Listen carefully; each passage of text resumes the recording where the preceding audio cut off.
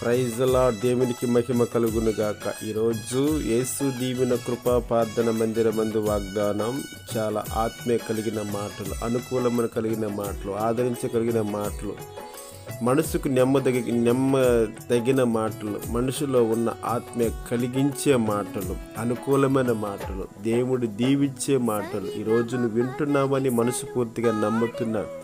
ఈ మాటలు వెనుక ఎంతో ఎంతో ఎంతో వేదన, ఎంతో బాధ, ఎంతో కష్టం, ఎంతో విరుకులు, ఇబ్బందులు ఉంటాయి. కనుక మాటను ఎలా పీలు గంధంలో నుంచి ఒక మంచి మాటను మధ్యలోకి తీసుకువస్తూ ఉన్నాను. రోజు రేపటిని గురించి నీవు మొదలుపెట్టిన అంటాడు దేవుడు, నువ్వు మొరపెట్టుతున్నావు, నీళ్లు కుమ్మరించినట్లు ప్రభు నీ సన్నిధి నీ హృదయమును కుమ్మరించి, అంటే నీళ్లు కుమ్మరించినట్లుగా నీ ఆత్మీయతను కుమ్మరిస్తూ ఉంటావు.